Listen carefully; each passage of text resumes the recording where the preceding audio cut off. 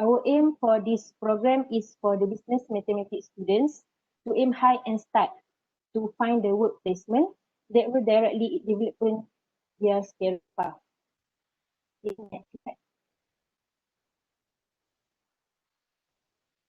So first of all, I would like to introduce our first speakers, Nadia, Edmas, Abdul, Hadi.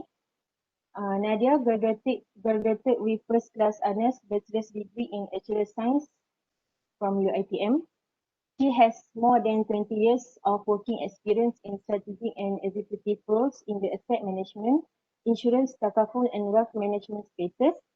She is well versed in both conventional and Sharia-related investment products and has been involved in product concept, development and launching of exchange-traded funds, and unit trusts and wholesale funds. She started her career in 2001 with the Employees Provident Funds Contributive Team, has since served various organizations like Ethical Insurance and Takaful, Value Cap Berhad, and Principal Asset Management Berhad. She embarked on a new career journey in 2019 with Jewel Digital Ventures, a digital arm of PNB, as the investment team leader for Robo Advisory Platform and currently attached to Malaysia Industrial Development Finance MIDF Berhad as the Director of Digitalization. Okay, next, let's move on to the second speakers. Ummi Shaqilah Zainal. She graduated in Diploma in Science Mathematics at UPSI and from the Bachelor's degree in Business Mathematics in UM, minoring in Finance. She went for an international exchange student program in Asia University, South Korea for 1 semester in February until June 2019. It was during spring season and where she started to learn Python programming. In addition, she did her internship in retail industry at Al-Ifan Sport HQ and worked with the product and merchandise team. Then she got an offer from Yayasan Peneraju after 3 stages of interview, accepted the offer and enrolled the Junior Data Scientist program under Yayasan Peneraju Scholar with the Center of Applied Data Science CATS for 1 month. In the meantime, she went for an interview by the Bank Islam Management Trainer Program, Young Leaders Program, 4 stages and got accepted. After that, she withdrew from Junior Data Scientist Program and chose to explore new opportunity with Bank Islam. Currently working with Bank Islam, Young Leaders Program, and it has been 4 months. Okay, now let's start with the first speaker.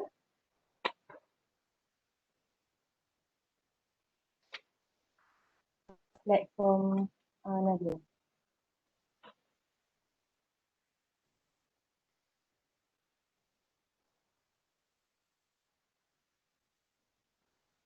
Okay, Nadia, and welcome. I would like to ask, can you share your working life experience and can you highlight how best for the quantitative people like us to position ourselves after graduating to secure a good place, especially in the asset management, financial and banking industry? And lastly, can you share the tips on how to utilize all of the skills that we had learned to secure better progression? Thank you.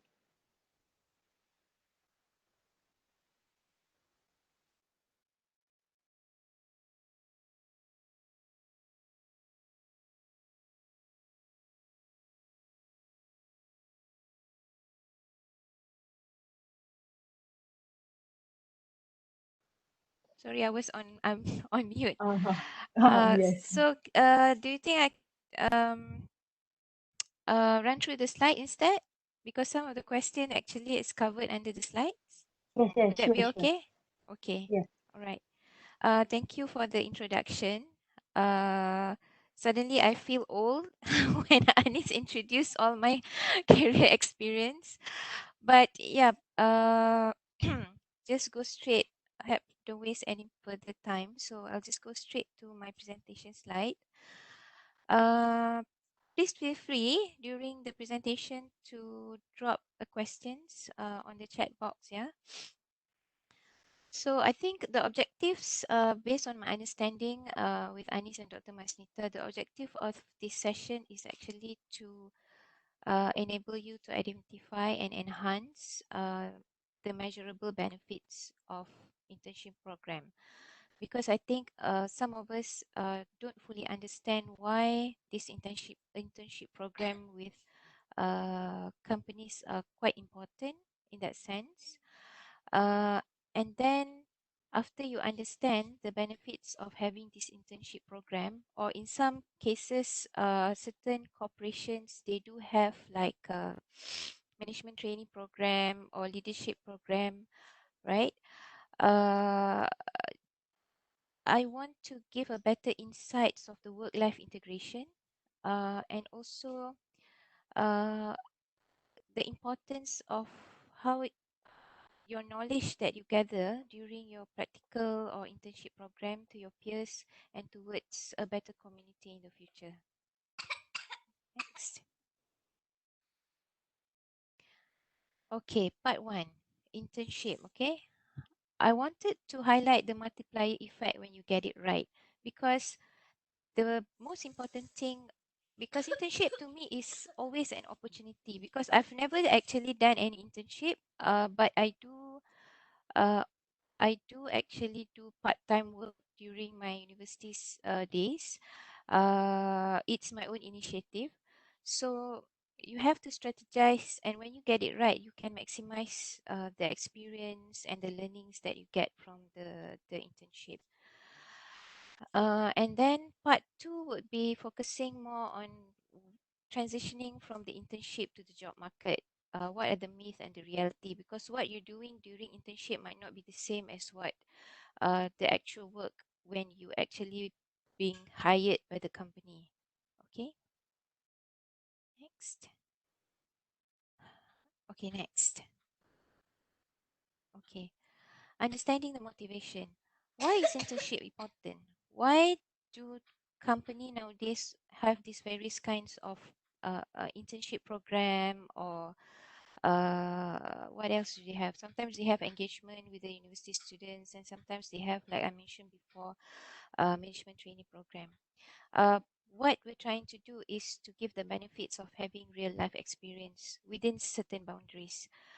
And as a student that has been given that opportunity, you are actually accountable to create the experience. You are the one that will be responsible to set the path, whether you are going to benefit it positively and maximize it, or you're just going to be there as like a free rider. Yeah. And setting a positive mindset. uh, as a business math student, I think having quantitative background actually give you a step ahead of the rest, because uh, nowadays things are very, I would say, in the digital world, things are very quantitative driven. So having that ability to think objectively and think methodically will actually give you a step ahead of the rest.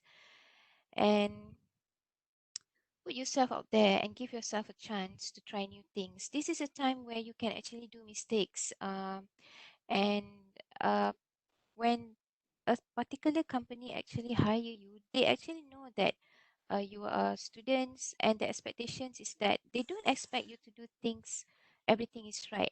This is, they know that this is your learning experience punya period, and this is a chance for you to try out, give all you have, all the ideas, proposal, be proactive.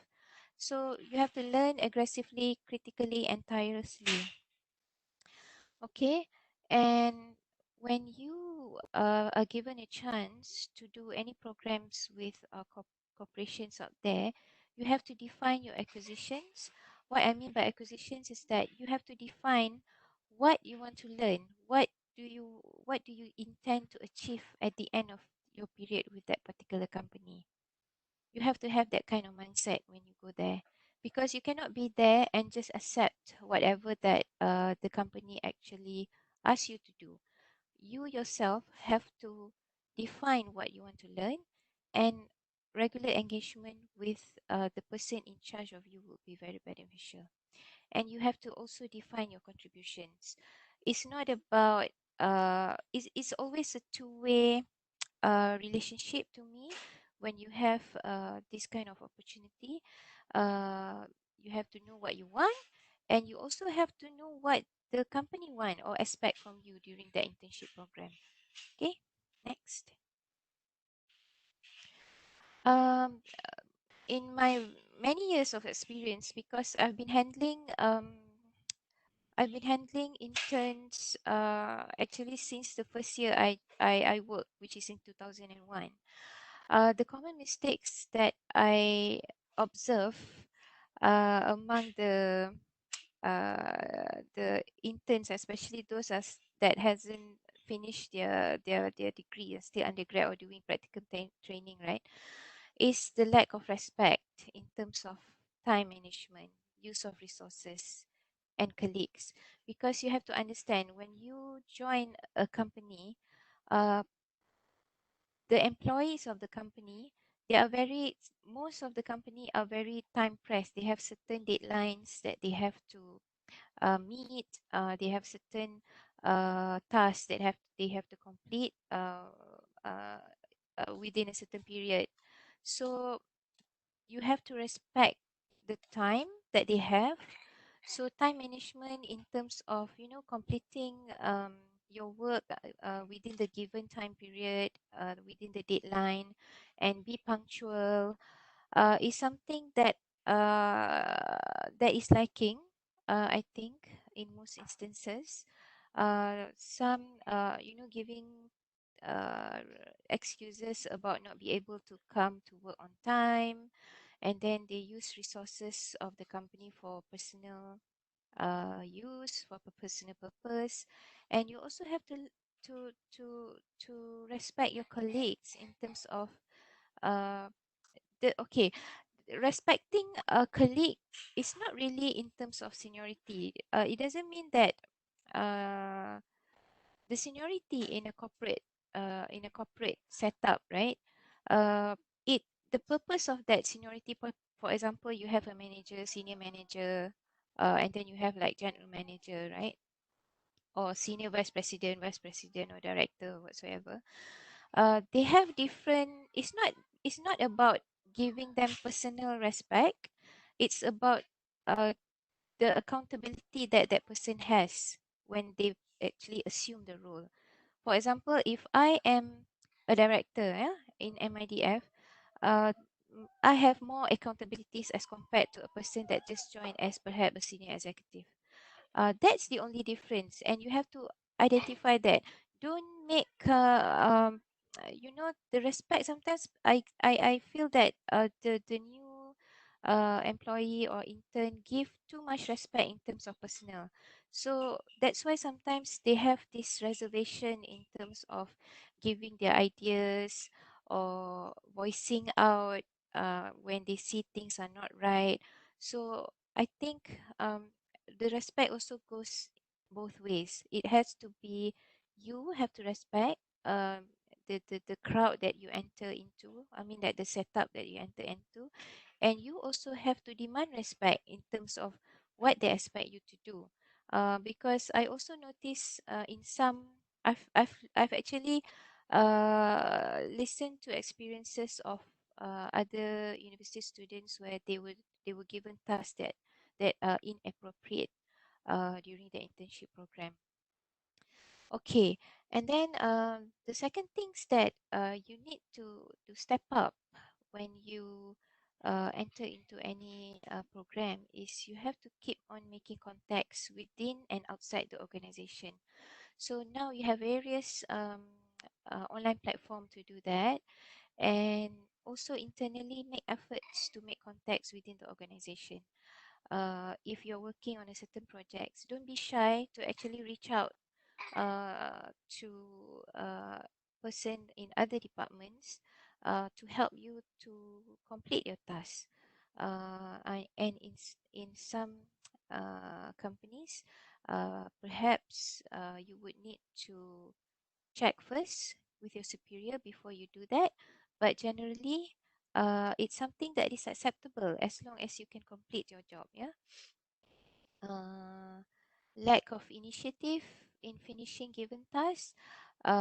This is self-explanatory. You have to have the initiative and drive to finish any task given to you. That definitely, when you first given a task, you may not be able to visualize how you're going to complete it. But that's where the initiatives come in.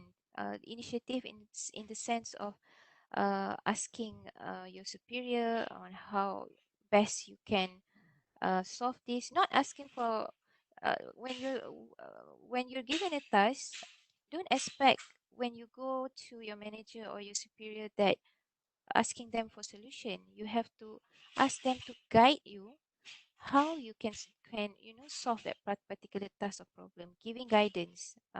Because sometimes I feel like some of the students or interns or new employees, they come to us and ask for solution.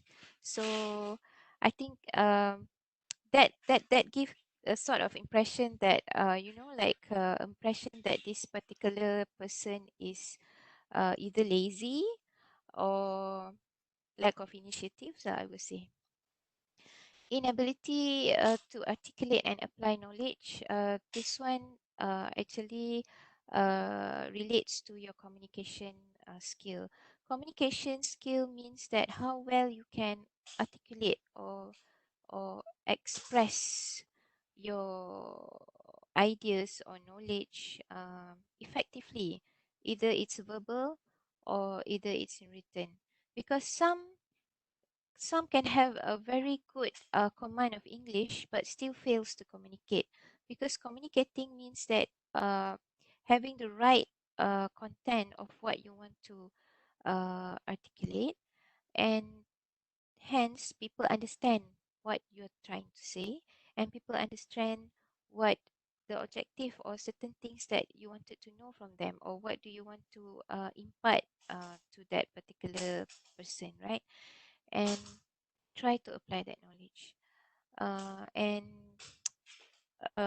it has to be the final point is that it has to be a two directional perspective or two way of relationship when you go into any internship program.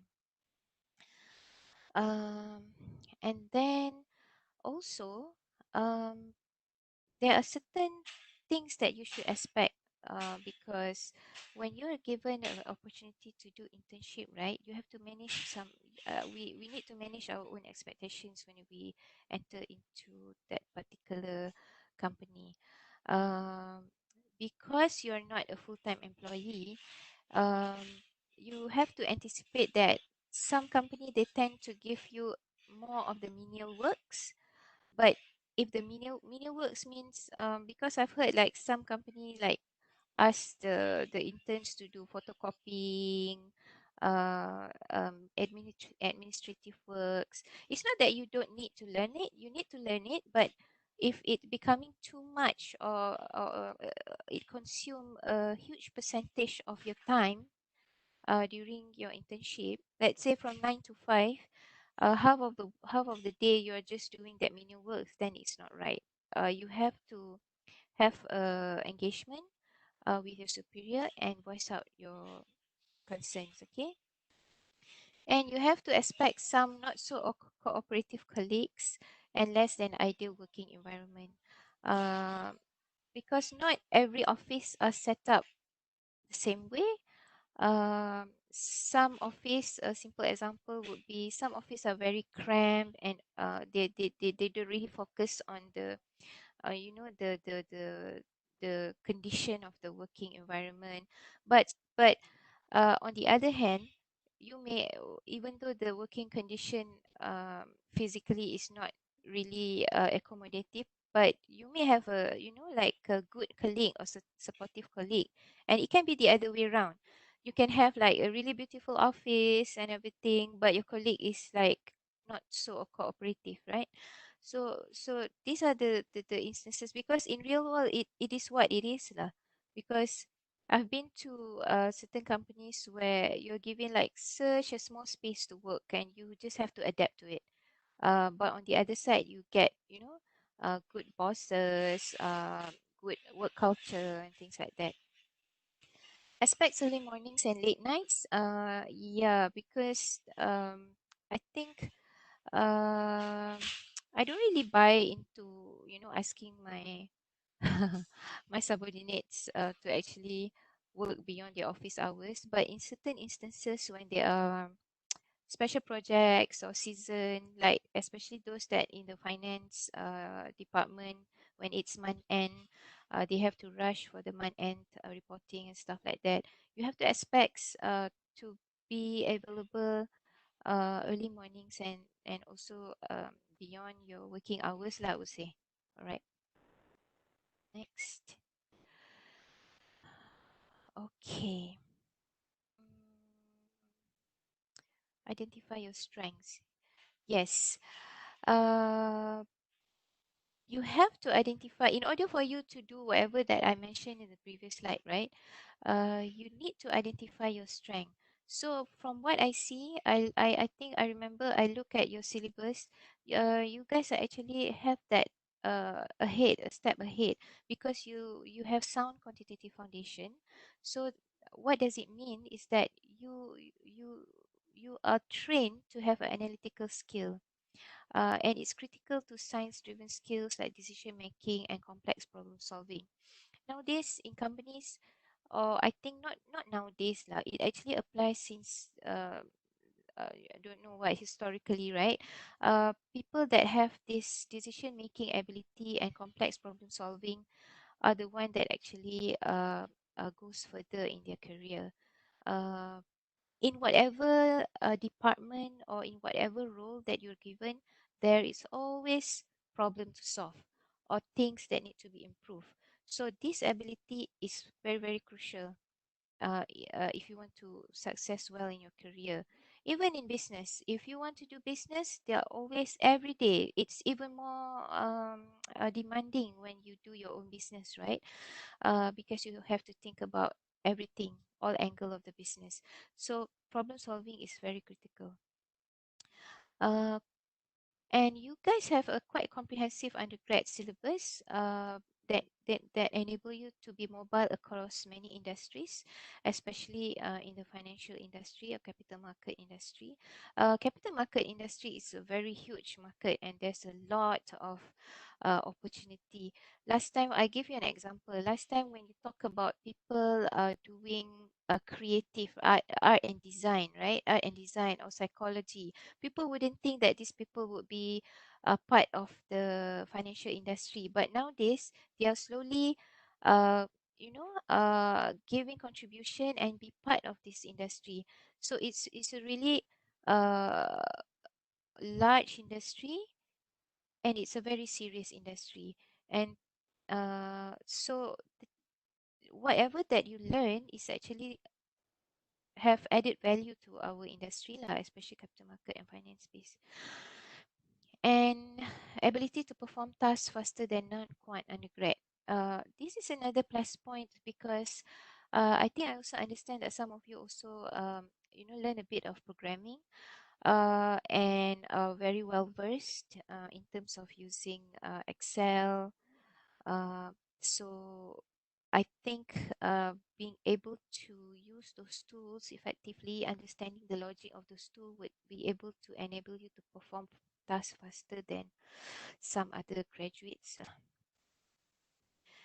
And be selective in terms of uh, the company that you intend to join. Do some research. Look for a place where your role will be core to the company, that you are able to give greater impact and that could give you a exponential learning curve during your stint there.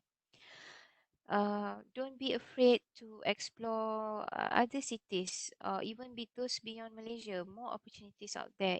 In KL, there's a lot of companies that are looking for internship. It's just that you just need to reach out to them, yeah. An example of some departments that you may want to try. You may want to try digital investment department, product development, uh, institutional or retail sales, which is quite important in our industry. Actuarial, research and economics, um, structuring. Structuring is more in the investment banking side. And then you can also try out the regulatory bodies for market supervision, education, corporate strategy, logistics, and risk management. Next. Okay. Okay, all right. Once you complete, once you complete your internship program, while you are doing your internship program, or even now, you already need to think about the marketability of yourself, the employability. What is, because there are thousands of people that is aiming for the same position. Okay, what are the factors that made you stand out amongst all those thousands of people? It cannot be just your results. It has to be something more than that, because there's a lot of other people's having the same result, and sometimes the company don't even nowadays company doesn't really particularly, like me myself, of course I do look at the result in certain aspects of it, but that is not the only criteria, I would say. Okay, so I've seen people with mediocre exam result. They have mediocre CGPA, but when you actually interview them or give them a chance, they can actually perform better than those that have the best CGPA or the Dean's Lister or whatever, right? So factors that make you stand out is, first is knowledge. The internship will give you this bit of knowledge, because when you have that internship experience, you can actually put down in your CV what have you actually learned during your internship program. For example, the tools that you've learned. Did you able? What are the things that you're able to do with Bloomberg? What are the things that you're able to do with a certain risk management system?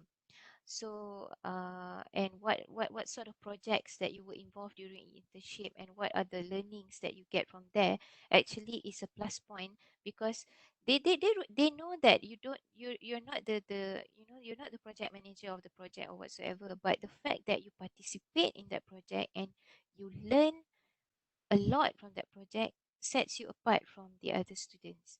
So you need to have that knowledge, okay? And as I mentioned just now, skills and the personal attributes. Personal attributes is in terms of proactivity, resilience, integrity, and trustworthy. Um,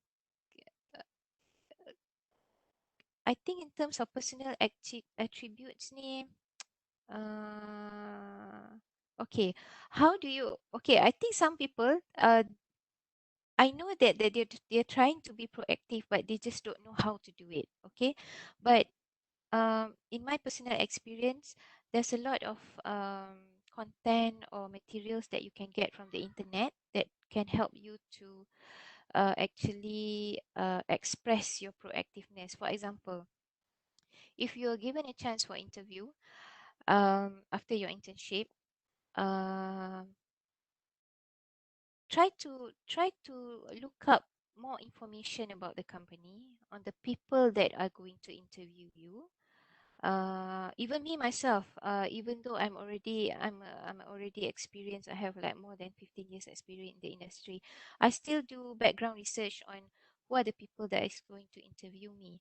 What is this company's objective? What are they trying to achieve?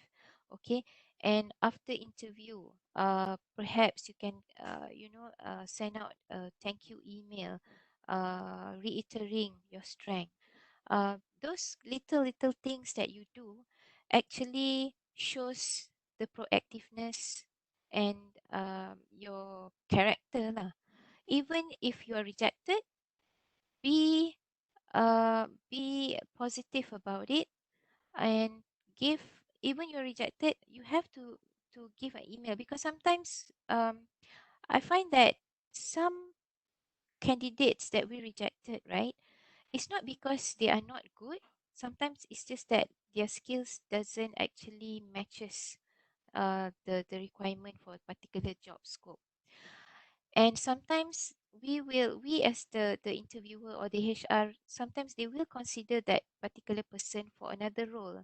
Or me personally, I have instances where I actually recommended those candidates to other companies, to other colleagues in other companies. So your character, you have to hold it, and you have to show that professionalism even though you're rejected for that particular the particular position that you apply for. So you need to exude that character and professionalism. Okay, next. Yeah, this is more on how your skills can be applied in what area, right? Okay. Drives innovation in finance, I would say, because a lot of modeling, the working behind certain financial instrument, for example, derivative instrument or exchange traded fund, um, anything that are quant based, derive from the knowledge that the type of knowledge that the business maths has, I would say. So quants actually drive innovation in finance. For example, derivative product, and then in terms of probability, convexity, and then nowadays in digital space, that probability is quite crucial. Okay, and disruption in trading and the way people invest. Uh, like if you heard about robo advisors, high frequency tradings, these are all quant based. They use complex algorithm and modern portfolio theory. Um, most most systemization are done by the Europeans. A lot of what you see, the financial products that we have in the market, the more complex one are normally comes from the Europe. But nowadays, more and more coming from countries like China, um, and they create all these sorts of new investment instrument that help investor to maximize their performance or their returns in the stock market. So I give an example. There's this Ad Hoc Risk Institute in France, and they collaborate with the one of the biggest asset management in the world, BNP Paribas Asset Management, and all the quants product under offered by BNP Paribas Asset Management to their end clients are actually derived from ad hoc research. Okay, and then if you work in the logistic industry, the optimizing of routes, the resources, inventories are all based on quant punya I would say methodology. So companies like ExxonMobil and Merckx. Okay. Um, yep. Next. Okay. Career misconception. Um, what I'm trying to communicate to you guys on this slide is that when you actually out there after your internship program, like I said, the most academically qualified candidate always gets the job offer is not really the case. Perhaps in certain companies they do, but after 1 or 2 years, let's say when we are looking for nowadays, especially when we're looking for, it's not the only criteria that we look in our candidates. We also look at what are their co-curricular activities, what are their interests, the way they carry themselves, the way they communicate, problem solving. And the second point is the best approach to job searching is through recruitment agency, internet postings, and newspaper. I find that this is actually a misconception. The best approach is actually through your connections. That's why it's important during your internship program to build as much as connection or network as possible, and maximize the use of LinkedIn, I would say. Not in terms of maximize it for You can apply jobs through LinkedIn, but maximize LinkedIn to create that connections, engage with people in the industry, engage with people in the recruitment agency. They are actually the agents, your agent, to find a job that actually matches what you want, because the journey of finding the job that matches you is also another story for another day. But it's important that you have this network in place. So I would encourage you guys to be on LinkedIn. Not necessarily you need to post every day, but follow certain personalities that could give you good tips, and try to emulate what you think is interesting, and one that works for you. Okay. Once I have completed my formal education, there is no need for me to undertake further professional development. This is also a misconception. When you actually enter the job market, actually it is expected of you to continuing improve yourself, because otherwise, how are you going to be on the edge, right? You have to always be at the front of the pack, and in order for you to be able to deliver your job more effectively and efficiently than others, you need to regularly enhance yourself, regularly upskill yourself to meet the growing demands of your career. Okay, the final one. As I am established in my current role, it's not really important to continue working on my career. This is also a misconception, because you have to also assess whether your current role will give you more headroom for you to grow.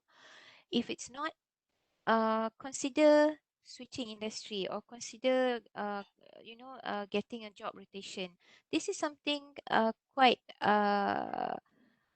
it's actually acceptable by the HR. If like you're already like really good in what you're doing, and you feel like, like you you learn, for example, for the first 3 years, and you feel that you're not growing anymore, and there's no headroom for you to grow, um ask for ask for job rotation, or have that talk with your superior about a promotion or bigger role, things like that. Okay. Next, retain and enhance your commercial values, meaning that you need to make yourself marketable lah. Like if you have a product, like for example, I give you a simple example, Samsung. Okay, I'm using S10 currently, but it's already like they have already like S20 or whatever, right? So you have to view yourself as a product. You have to keep on enhancing, so that you become valuable to that company, and you increase your own value. Even if I mean, like, you're not supposed to increase your value for a company lah, for that matter, but you yourself, you get satisfaction when you become better, right? So, and retain and enhance your commercial value for your own benefits, because you want to be marketable, because you want to move to other companies, learn new things. And in order for you to open doors to those opportunities, you need to be able to have that commercial value that people can look in at you. So keep the critical factors at checks. For example, enroll in professional programs, certification, and then the other things that I think you need to keep check is your financial health. Okay, the way you project yourself, your attire, your etiquette, and your health. Um, and you have to keep these three aspects in check, because health also covers your mental health and your physical health, right? Because without this, you can't perform, you can't enhance your commercial value. You can, if for a short period of time, but for a longer time period, it will deteriorate your overall performance. Keep yourself updated about the industry, about business, about politics. You have to always keep yourself update on this. Networking, and keep positive relationship at work and home. Okay. Um, Giving back to society, environment is also important. Um, I mean, like the reason why I put this in this slide is because I think a particular person need to also, give back to the community or to the environment, not only thinking about themselves, but by giving back to society and environment, you actually create a healthier community around you and for yourself. And whatever that you do, the motivation on whatever that you do, it must be greater from your own self motivation. For example, in my case, when I accept a certain roles, I always think about, okay, how does my role actually contribute to my end client, the end community that is using the product that I'm using? Is it going to benefit them financially? Is it going to benefit them, in terms of their lifestyle? Um, is it going to give them more returns in order for them to, take a better care of their family? These kind of things you have to think when you put your effort in your work. So this will become your motivation to do better. Because if your motivation is just for promotion, then the way you work would be just focusing on, getting that job title, irrespective of you stepping on other people. So that's not right. So your motivation has to be greater than yourself. Okay, all right.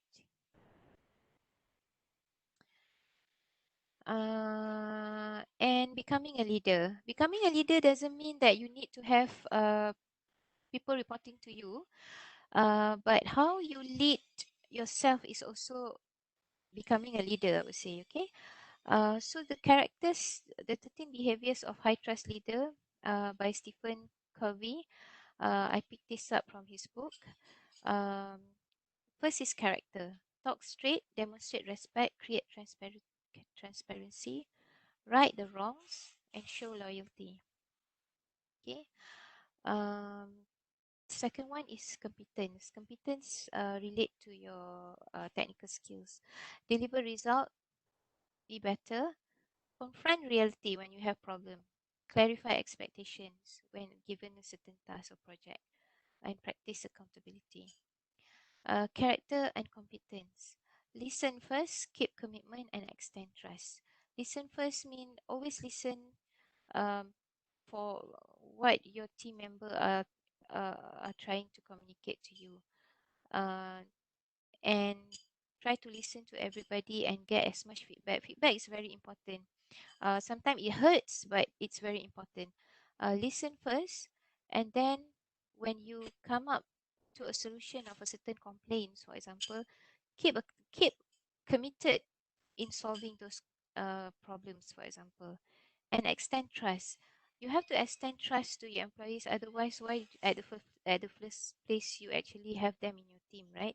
So you have to extend trust, and if that trust is broken, there's always a way for you to mend it or explain it or understand why that trust is broken. Okay. Yep. Next. The challenges of the 21st century. Okay. Just to give a bigger picture to all of you in terms of challenges that we are experiencing in the 21st century.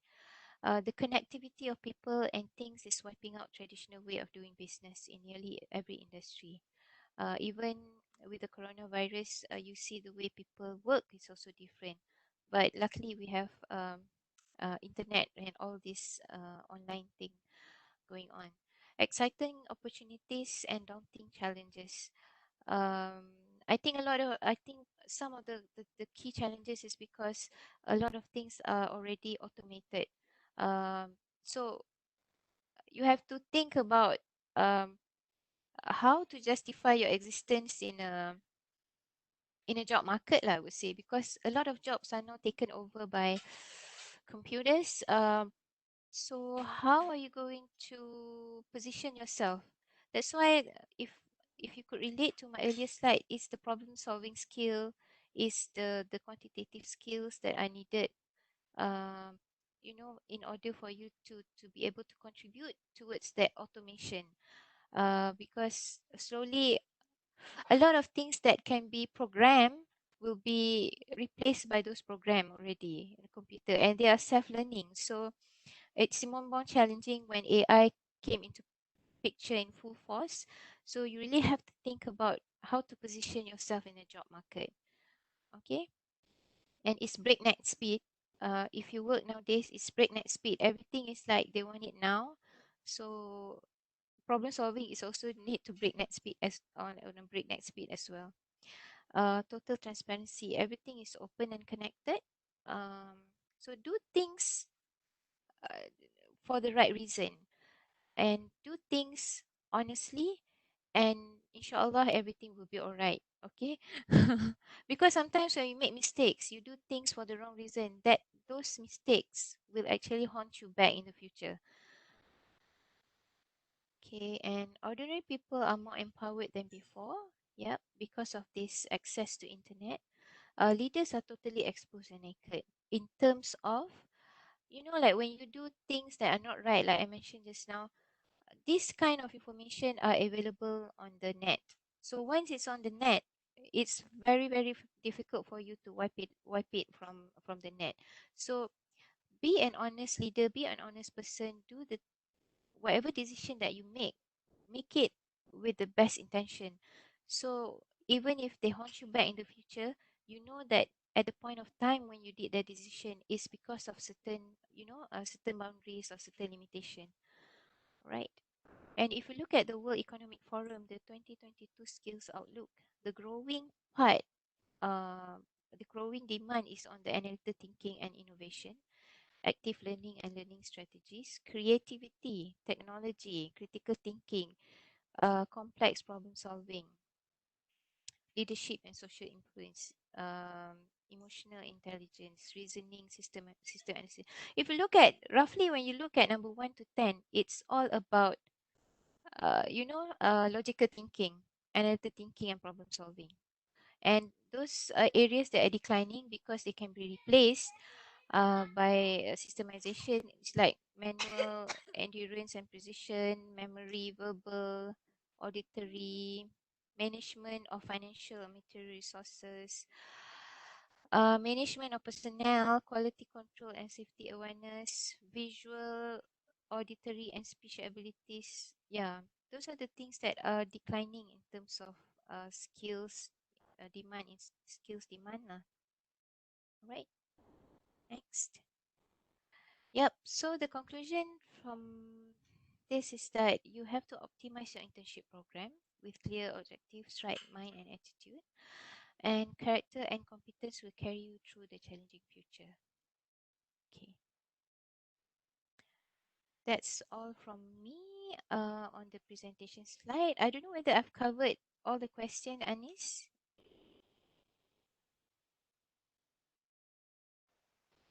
Okay. So for me, you had covered all of the questions given. Okay. For your sharing, Yep. go to us know more about the real life of job applications process, since we are going to undergo our internship in the next 2 months. In the meantime, if the participants have the questions to ask, you guys can use the Q&A chat box to type your question. Because after the second speaker session, we will have the Q&A session. Okay, now let's move on to our second speaker, Ummi. So Ummi, I have two questions to ask you. Vishal, as an business mathematics alumni, can you share the struggle that you and your friends face to compete in order to get a good place to work? And also, can you share your current struggle that you had to face on a day-to-day basis that can interfere your focus to get to a better career opportunity if you are not taking into consideration from now? Okay, that's all from me. Right. Thank you, Hanis. Hi and Assalamualaikum to all. I'm Ummi. So basically, I'm the alumni from UUM, Business Mathematics. Just graduated last year. So I will answer the two questions given. So I provide my, before that, I provide my favorite quote. It is from Catherine Falsifier: "To see an opportunity, we must be open to all thoughts." All right, next. Okay, speaking about the struggle that my friend and I have in competing in finding a good career, also to find a good placement for a better career in the future. So during my holiday time, I mean like after my internship, I found out that I need to improve something in myself. Because in internship, during that internship time, I found that a lot of things like lacking in myself. So I need to improve to be better. So this was the first picture that I found that I think that it can relate with me and also all of us. So basically, there are two things that we need to consider in finding a good career, which is the hard skills and also the soft skills. So the hard skills, as we all know, that it is basically apa yang kita belajar lah dekat university. So it's all the skills that have been taught by our lecturers and we have learned in the universities, which is the proficiency in foreign language, which is if you take any extra additional language like such as Mandarin or anything else, and of course your degree and your certificates and typing speed. I would say that typing speed also is important in doing your daily tasks, and also machine operation and computer programming. So computer programming is actually a good skills that you have to explore, because I think that by given the specific tools by the lecturers, I think that we can explore more. So like I did learn my Python programming back then when I did my international exchange program in South Korea. That was the time when I got the chance to learn Python. So basically, I was not taught by the lecturer from the start, but I need to explore it by myself. So Python programming is one of the programming that you can learn, and it is basically everywhere in the Google, and there's so many online videos and everything, and it is easy access. So it doesn't have any license or everywhere or whatnot, and it is teachable, and we can we can gain it from the class and everything. But soft skills is something that you can't gain it from the class. It's something that you need to improve from yourself, from inside of yourself. So the soft skill, also known as people skills and interpersonal skills. So I admitted that during my internship time, I have problem with my soft skills, because working with a retail industry, they are really fast-paced. In a very fast-paced environment, you need to do everything very fast. You need to come up with a very fast solution, and you need to engage with many people, which is I found it very hard because I'm not that extrovert. Okay, so I do find that communication is very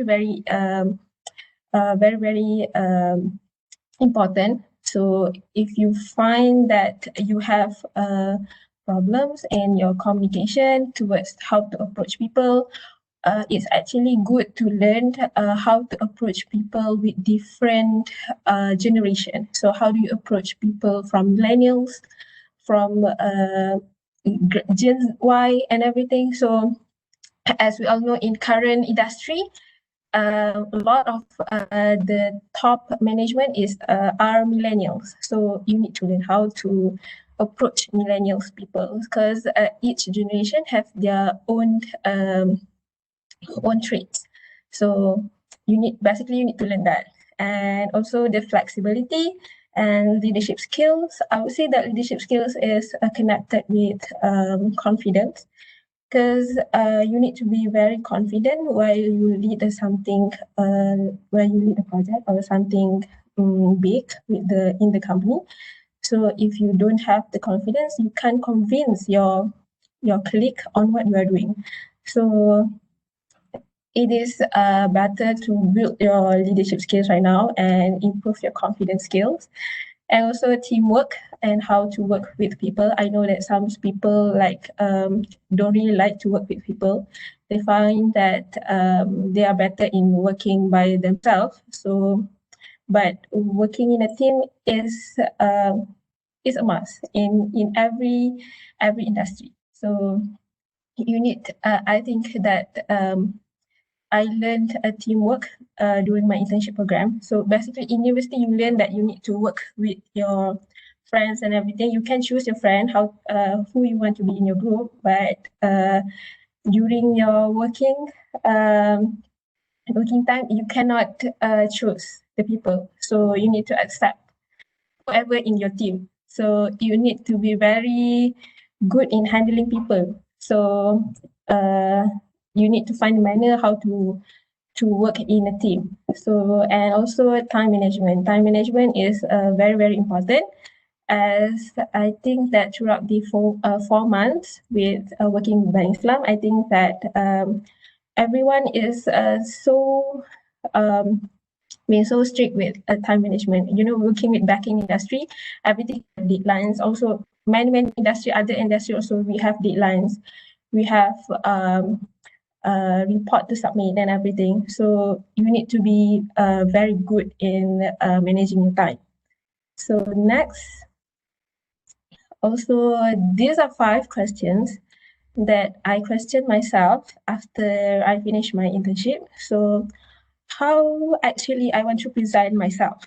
It's basically how you present yourself towards other people in the industry. Is because it's not the same when you are in the university and also move towards the real world of career. So, and also how I prepare myself to face the working environment, because I did a lot of reading after my internship on how is actually working environment.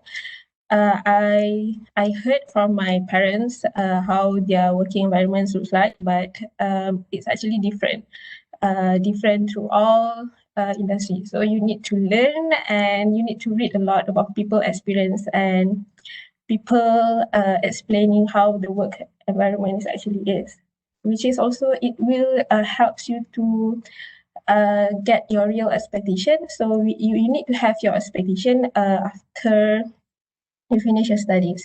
It's actually what is your goal? What is your expectation after you finish your studies? So this is basically I think that I don't put a much expectation, but I do have certain goals that I need to achieve, that I want to achieve, which is discover by your own your interest and everything.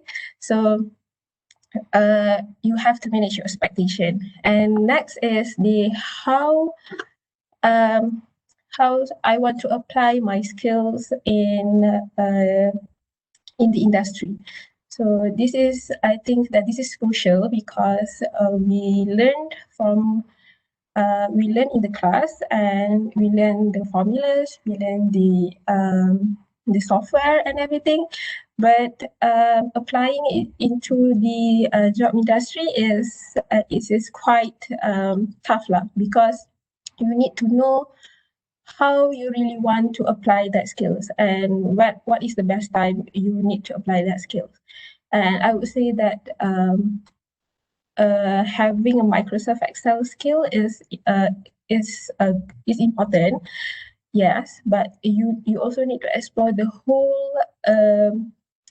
whole use of that Microsoft Excel, because it's actually a lot more than what you have learned in the class.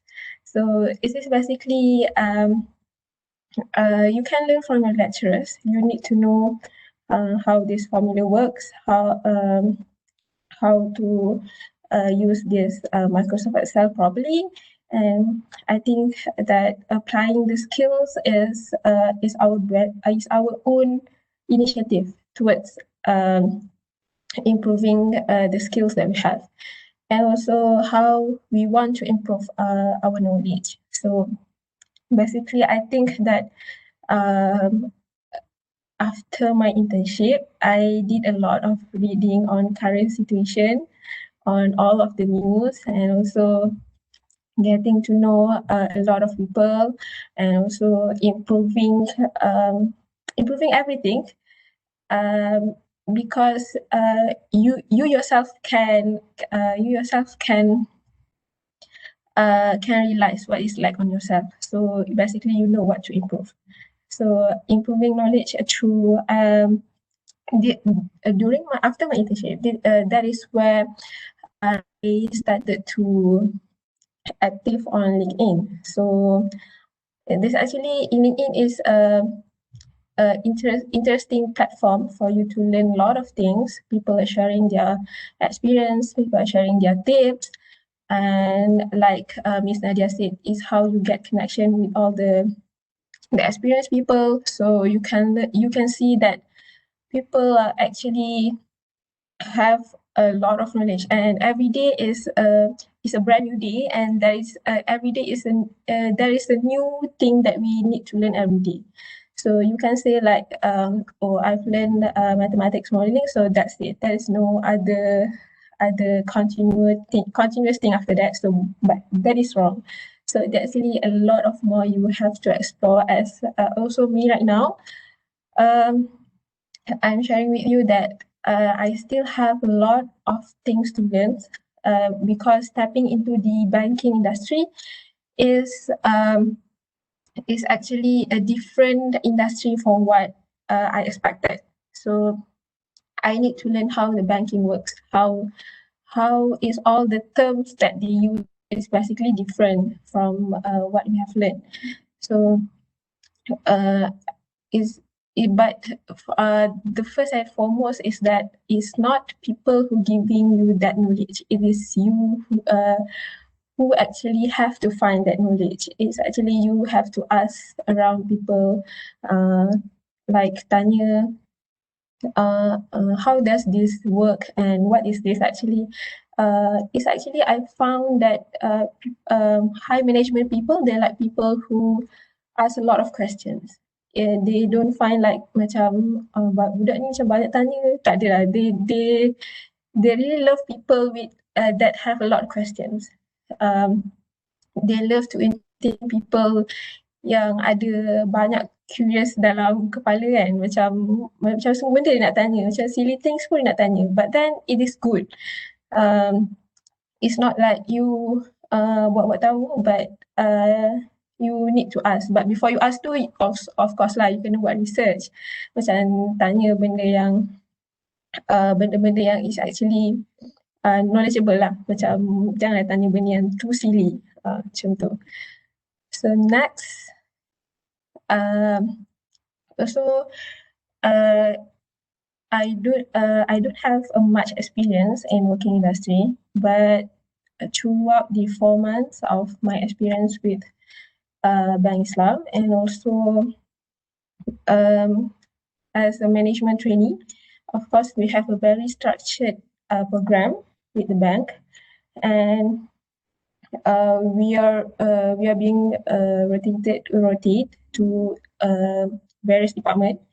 As also I'm right now currently entering a new department. So there are a lot of things we need to improve during when we secure a job. It's not like you being so comfortable when when you finally successfully secure a job, but it's actually how you learn to improve your career. So first of all, I would like to say that we need to be very agile in everything we do, which is I think that our ability to understand and changing our ability to understand changing business needs, because it's not all the time the same. So we need to be very agile and not being too rigid towards some things. We need to adapt that environment quickly, and also we need to navigate through the change and transitions quickly. So being agile is one thing that I observe I need to improve, and also I think that my fellow students, my fellow friends, also need to improve. So you can't be very comfortable just in one place. And next is that initiative. You need to have your own initiative in doing jobs, which is to take ownership of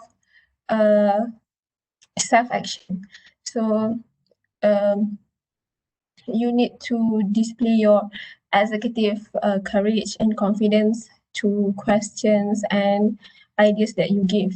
So which is you need to respond quickly and take immediate actions towards what task given to you, and also you need to have your own initiative on how you want to finish your task, the task given. So because your colleagues doesn't have that much time to teach you from A to Z, but you need to take your own initiative to get that task done. But in the meantime, also to get your supervisor or your boss to monitor your task, so that you can submit your task like a perfect complete task. It's not like you need to correct it every time. So next one is self-driven. Self-driven meaning that you need to know what is your goal when you entering a career. When you entering that certain industry, you have to know your goals. What do you want to achieve by the next 5 years and the next 10 years? So do you want to be in the same position that you have right now, or you want to be better from other people? So it is a self-driven. You need to acquire relevant skills, knowledge, and also abilities that can be applied to enhance job and our the business performance itself. So basically, it is basically back to the skills that we need to acquire and we need to learn in order to be better from other people, because having skills that other people don't learn is actually a bonus point for us. Like coming from a business mathematics background, basically we know how to use Excel better than other courses. We know that certain formula yang student course lain tak tahu. Macam tu. We learn a lot, and we have that I would say that our critical thinking is good compared to, because we did learn like macam how to solve. We are given a problems every time, so we need to think and solve that problems every time. So I think that people with mathematics or statistics background, they have a very good problem solving skills, and also critical thinking skills. So you need uh, to be, not to be proud, but uh, to be impressed with yourself that you actually have a good problem solving skills. So also you need to know when you are given a task, you don't straight away do it like this is task given, so I need to do it. So you need to ask question, what's actually the task? What's actually the needs of the task, the reason of the task, like the underlying reasons related to each task or process. You need to know. So you need to know, because in order to have a better outcome, you really need to know what actually you are doing, because I do think that like every time it is based on my experience. I've given a task that relating to a project that you need to submit it to other department, other heads of that certain department, and you really need to know what is basically how the project works, meaning like what is the reason behind that project. Even though it is a continuous project, you need to know the previous project is what the previous projects all about. So it's actually you need to be responsible for what you are doing. And so I think that once you submit that to other departments, they will ask everything about it. So you need to know everything. So don't just do it for the sake of finishing your assignment or task, but do it with responsibilities, and do ask around with people what is actually the task is all about. Because my one of my head once told me that the more why you ask, the more knowledge that you will gain. So meaning that the more why question you ask, it is better for you to enhance your knowledge and also to improve your skills. And next is the excellence execution, meaning that the task given, we need to do it with very efficient, and also the quality of the task given. Don't do like silly mistakes like benda-benda kecil-kecil tu is actually noticeable lah by all your colleagues. So you need to be very careful when it is meticulous, I know, but in job and also in a career, once you got accepted, it's actually even a single dot is noticeable. So you need to be very very good in quality checking lah. So you need to check before you submit everything. And also execution excellence, also meaning that you need to take accountability to deliver on commitments effectively and in a timely manner, and also while ensuring order and control the quality outcomes. So you need to good in making that your execution and your work is effective, and also it will give impact to your performance, and people will notice that this person is actually doing good in every task given to her. So you need to ensure on-time delivery, and also the good quality of work, like I mentioned just now. And the next is teamwork, which is the team. I believe that the team meaning is together everyone achieves more. So in a working environment, I I noticed that one thing that you need to work in a team, and also to encourage people in your team to do more and a lot more better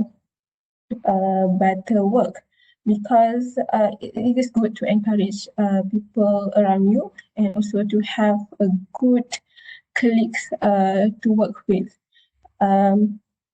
It is not about yes, it is important for you to have your own achievement, but also a team achievement is also you need to consider. Don't be too selfish, and do connections with people around the office, and also it is good to mingle people around in various department of your company, because you from that you can learn a lot of things. You can learn even though like you are not let's say I give this example, like you are not being attached to HR, human resource, but you can still make connection with people from HR. So basically you will know how the HR works and how they are doing their works. So we can share opinions and thoughts, because people from different background have different of thinking skills, and also different thoughts. It's actually good to share thoughts with people from various background. As me myself, I find that people who are from mathematics background have a very good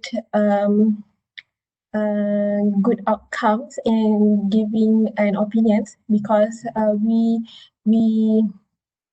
tend to give a fast solution, but people from other backgrounds like finance and everything, they tend to relate a lot of things from various various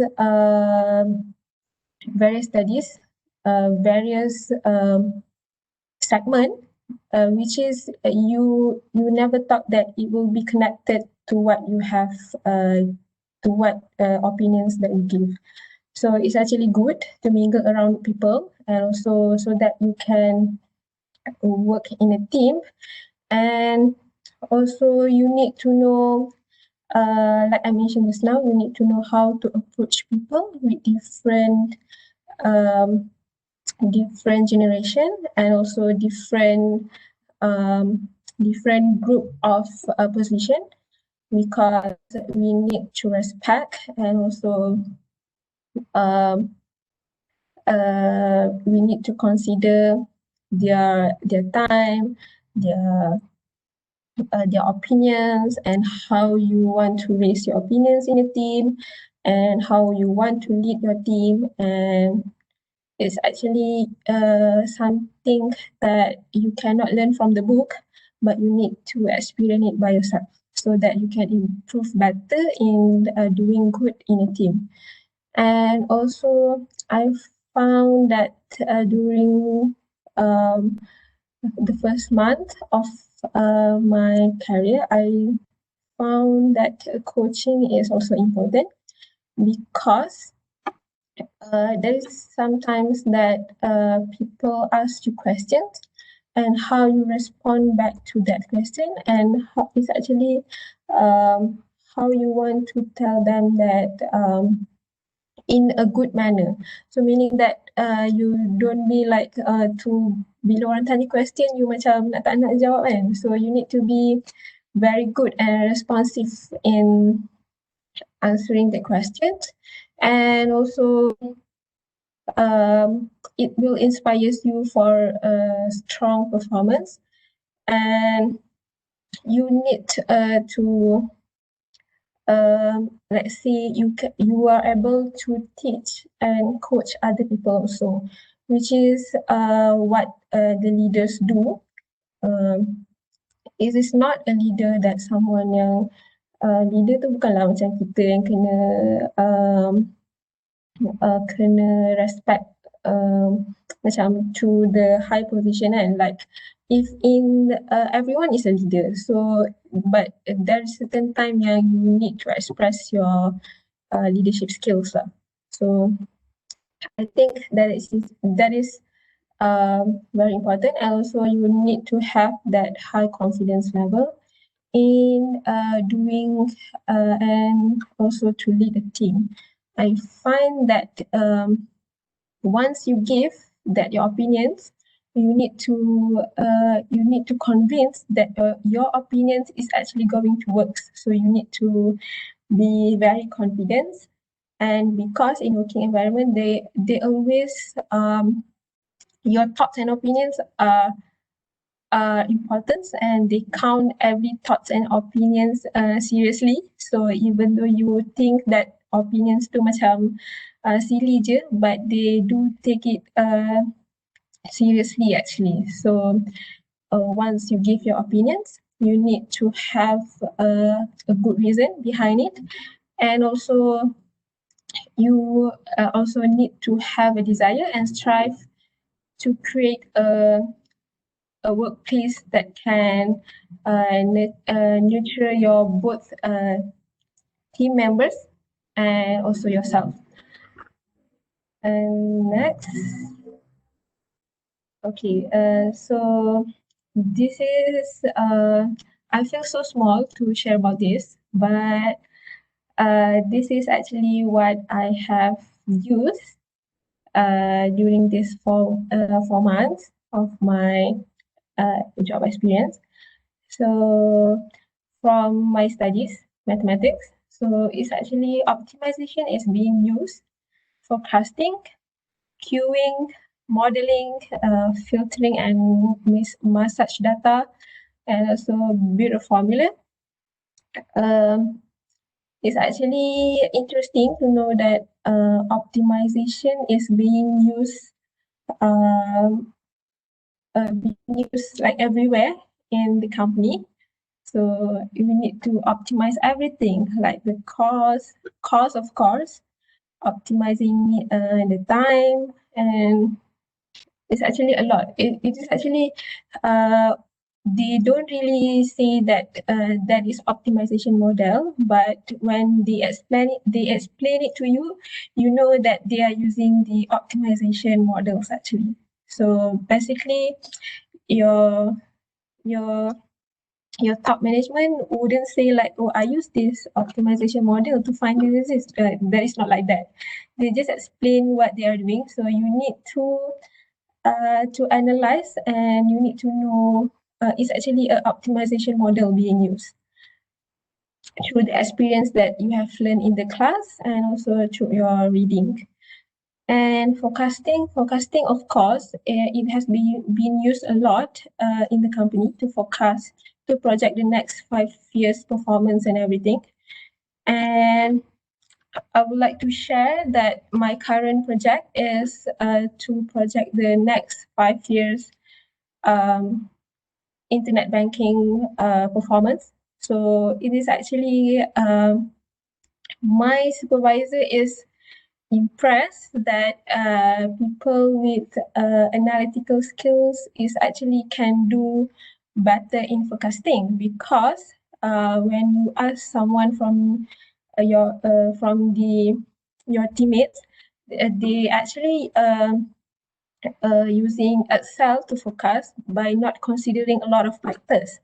But once you use other tools like Python, you can include various of factors influence to that projection model. So I do think that forecasting is good to be used in Python. So Python is a very good tool for you to explore and use, because it has it is a user friendly. The language is not so difficult compared to C++ and SAS and everything. The language is quite easy to understand, even though you learn it online or through video.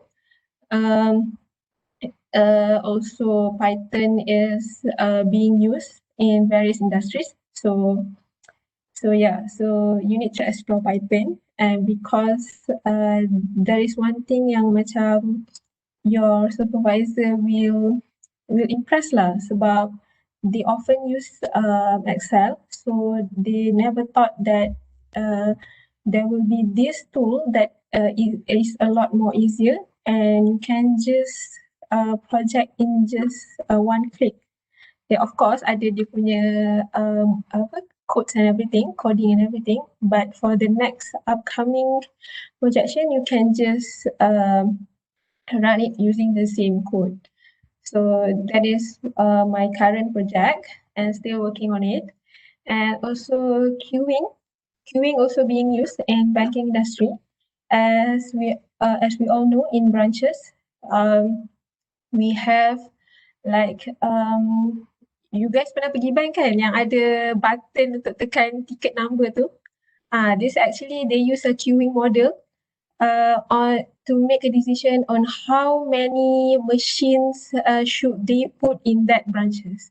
So from that waiting time, so they know how many counters they need and how many ATM machine they need at that branch. So it's actually interesting to know because I've never thought like queuing model being used like this in this interesting industry. So it's actually I believe that you learn queuing. So even though it's just a simple model, but it is being used in making a lot of decisions. And also next is modeling.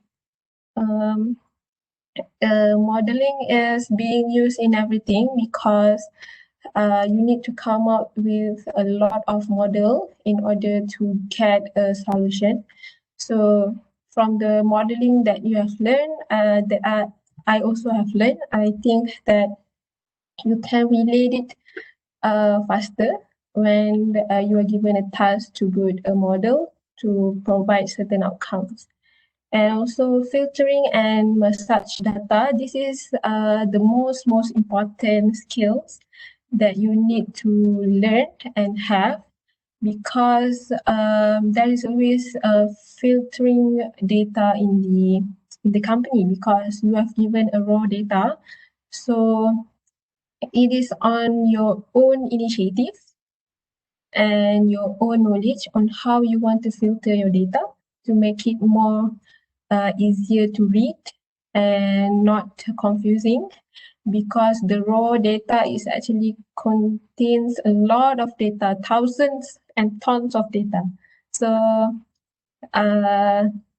you need to know how to filter data, the formula and the skills in the Excel, and also if you got the chance to explore Python, so you can filter using Python, and also how to search the data.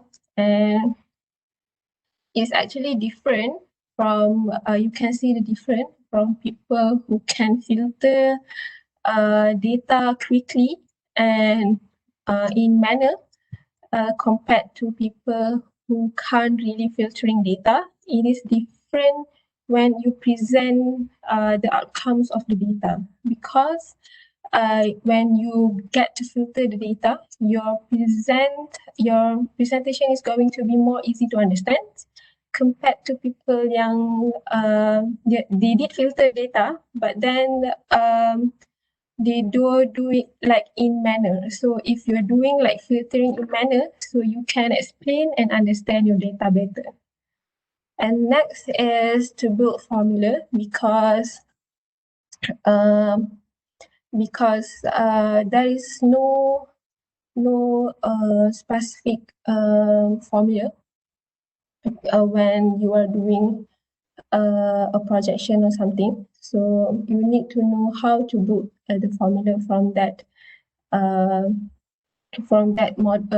data so that you know how to include the factors in the formula, and also you need to explain that formula to your team members because like us, we know the symbols and everything, but your teammates tak tahu pun benda tu. So every time you want to explain to other people, you need to act like that people know nothing. Macam diorang tak tahu apa-apa. So you need to explain everything. So by building a formula, you need to explain like macam, because I learn from my mistakes, because I thought like macam, oh ni simple ni senang je, so semua orang akan faham. But then it is not. Through the next presentation, I've learned that when we're explaining something, not semua orang, you kena agak semua orang tu tak tahu apa-apa. So even that you think that that just simple symbol and everything semua orang tahu, but there are people who don't know. So you need to expect that lah. And also the software and tools used during my job. I think that first is of course Microsoft Excel, and next is Python programming, and also the third one is Tableau. Tableau is very new in industry, because there's certain industry yang baru je nak guna Tableau, and also I'm currently also learning how to and also exploring how to use Tableau. And also it is good. That's what I said, like macam every day is a new skills and you need to encounter and you need to learn. So it is basically interesting lah to know like people exploring and want to digitalize everything, because right now we are in COVID-19, everyone is working from home. So digitalization is important, how you present your data, how to make people understand your presentation better. So I think that by using these tools makes people understand the outcomes a lot more better. So yeah, but you don't have to have a really good a really high impression, like people will acknowledge all your works, all your tools used, but you need to acknowledge by yourself. So not everyone macam interested nak tahu you guna tools apa, software apa, but back to initiative and your own desire to learn new skills and tools. That's what it is self-achievement lah. So you can use better tools than other people, because there are certain people yang akan acknowledge, there are certain that not, they're only looking at the outcomes, but there's something that you need to set that as your self-achievement maybe, and put it as one in the list. So I think that if you really want to you really have a specific industry that you want to jump in, please do so. Please explore the companies in it, and please read about their current going and everything, their current news about the industry and how you can contribute to that industry, how you can apply your skills in the industry. Because before this, I do limit myself, like being in analytical punya background, I want to be in analytics punya industry je. I don't want to go to another industry, but that's why I apply for that junior data scientist program. But then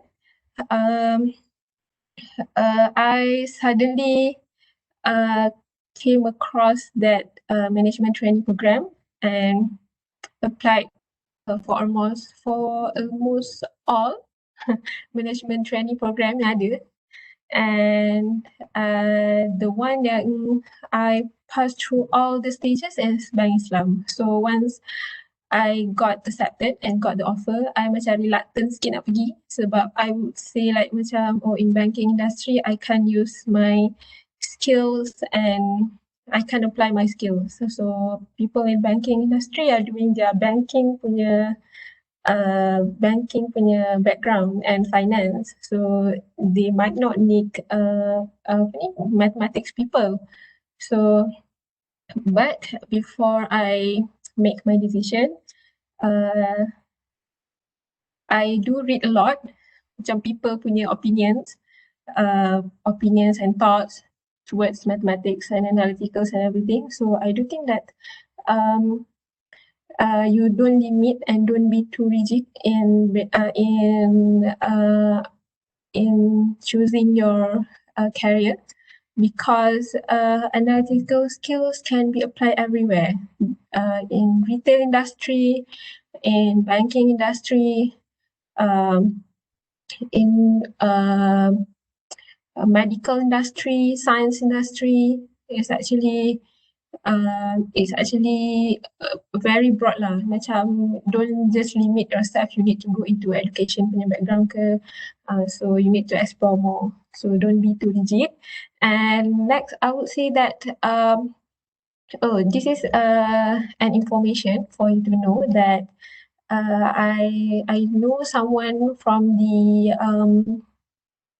Ministry of Health people who did that analytical yang you nampak dekat TV, bar graph yang bergerak-gerak tu kan. Is actually I know the girl. She did it using Python, so it's actually good lah, because she did it in just in the macam berapa days macam tu benda tu dah siap. So I macam it's actually I am jealous lah by her skills and everything. So that's why I think that you need to by the way, I know her through LinkedIn. So it's actually how I connect myself towards people yang ada these certain skills. So I would suggest you to start being active on LinkedIn and to connect with people that has same interests and passion as you. So all the best, and to all the students. And I know it is a tough times to find a better career right now, but your own will and do a lot of prayers and trust the time. So inshallah, you will get a better career in the future. Thank you. Okay, thank you Ummi for such a wonderful sharing experience as a fresh graduate. On to the Q&A session. Okay, as for now, I had 15 selected questions, not from the Q&A box from previous days. So from these 15, I will pick random questions to be answered by the speakers which relatable within our course. So the first question is to Nadia. The question is, ever since digitalization take into place due to this COVID-19 pandemic, most of the company looking forward for those who have an IT background. The question is how we, business mathematics students, can show our value so that we do not really have an IT background but still can remain competitive. Besides establishing our online way that is more concentrated and specific. Okay, thank you. Oh, okay. In terms of digitalization, I think I need to explain on the misconception of digitalization as well. When you speak about digitalization, it actually, if you're talking, for example, about banking, kan, the digitalization process ran across all departments actually. So for each department, normally in companies they would have a digital champion for each department, because when you do any digitalization project, it would involve all the core, not the core lah, I would say all the departments in the company. For example, let's say you want to digitalize certain product, existing product, for example, right? Katakan you want to digitalize your stockbroking punya service. You want to make it everything online, application everything online. So it involve compliance, it involve finance, it involve operations, uh, and uh, all these representative from the different department is actually a domain expert in their own field lah.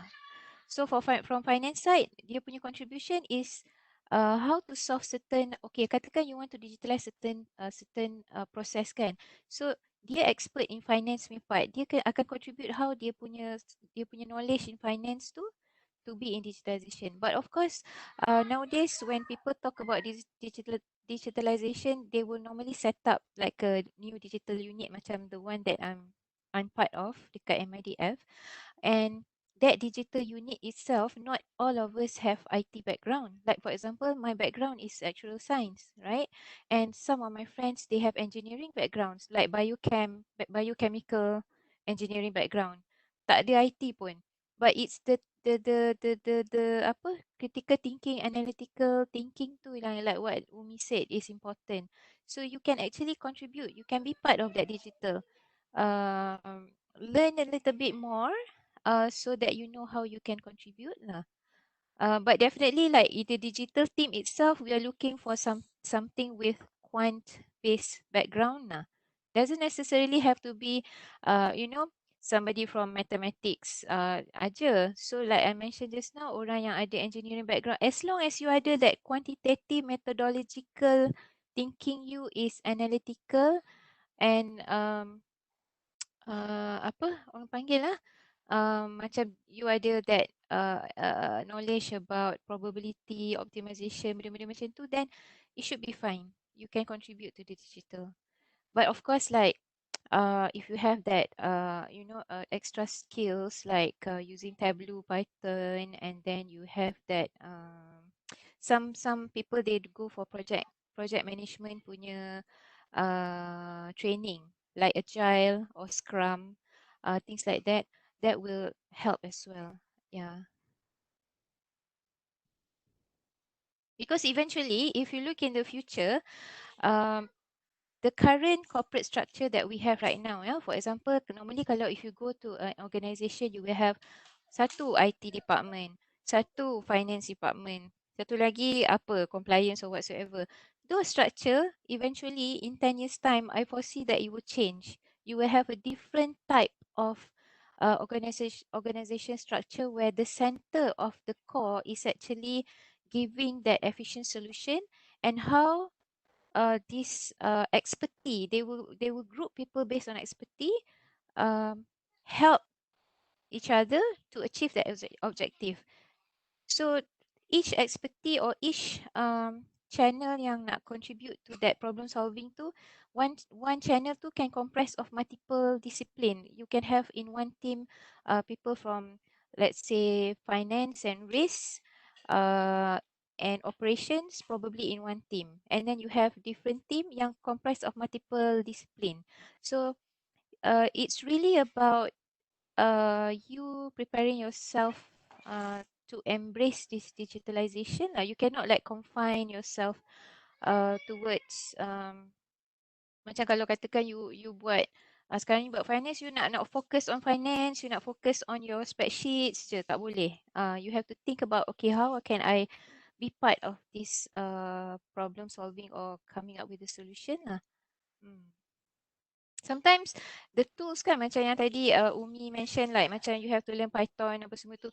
Sometimes let's say like you are in finance, you don't necessarily need to be able to be an expert in Python, but at least you know dia punya logic behind benda tu. So you know that, oh okay, if you want to solve this particular problem, maybe we can use Python because Python can do this, this and this.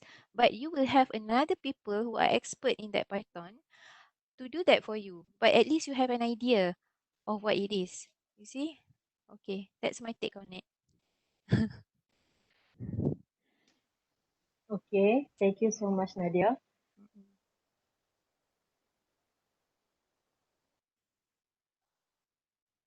The question is that company to hire the employees? How would be if the person with a lower CGPA but still have the strong soft skills compared to that higher CGPA person? Is that the person given a chance to be hired? Do Nadia or Ummi who want to answer the question? Okay, so uh, first and first of all, from my opinion, I do think that CGPA doesn't really a big problem when you present yourself while being interviewed, because when being interviewed they don't really look at your CGPA. They might look it as, there are certain company that look at your CGPA as their top priority, but they're also looking for um, a lot of others factors, such as how you present yourself. Also, if you have a good soft skills, I would say that the chance of you being being hired is higher than compared to people with low soft skills, because uh, to to train people to have a very good soft skills is time consuming. And also I think that the company uh, won't like to consume that much time to book and shape someone to have a good soft skills, but to hire someone with a good soft skills and skills is a better investment for them. So I think that you don't have to be so so or so low confidence towards your CGPA, because once you enter the job environment and everything, applying for a job, is actually you are the same with all other people. So you are still competing with overseas students, with international students and everything. So it is based on how you present yourself and the skills that you have when you are being interviewed to impress of interview. So that's my opinion. Thank you. Maybe maybe I could add a bit here. I think also it depends on the company. Some company, of course, when all application kind, it will go through HR. So the human resource or human capital punya department, normally when they do the first screening before they even propose to the respective department punya head tu, they will actually tengok your CGPA. To be honest, they will have, so you are expected to have a certain level of CGPA, and it varies from different company to different company lah. Of course, if talking about companies like Khazanah apa semua, they really look at your CGPA lah. But certain other companies, they have lower threshold for CGPA. Hence, that's why it's not everything, but you need to have a certain level of CGPA to be qualified or to be considered as a candidate. Kalau macam your CGPA teruk sangat pun, macam sebab kadang-kadang then when we receive like 10,000 application kan for a single post, how are you going to screen it? The first screen memang dia akan screen the CGPA, definitely. Yeah. So CGPA tu you have to take care of CGPA, because the CGPA actually it also reflect your grade as well, you know. Kalau macam you punya consistently macam teruk aja CGPA you pun macam they will assume that maybe macam kalau in work environment pun probably maybe this person tak boleh perform kot. You know, you have to have that certain level of CGPA lah for you to be considered for interview. But once you're in the market, let's say you already have like 3 years experience, people will stop looking at your CGPA already. It's that initial point when you want to enter the market tu yang crucial tu.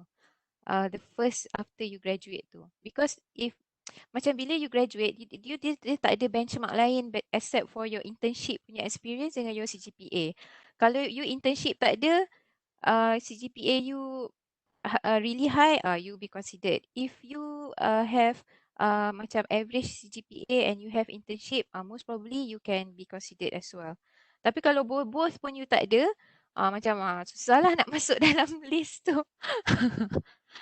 That's my experience. Thanks. Okay, thank you for the answers. So let's move on to the next questions to be given to Ummi. The answer is, the field of data analytics in Malaysia is still young, and a lot of people at levels are not familiar with this field. As an internship student, how can we contribute to the company? The first step that we want to contribute to the company. Thank you. Okay. Yes, I admit that not all people are using the analytical punya skills ni to improve their company performance. But if you want to contribute to that type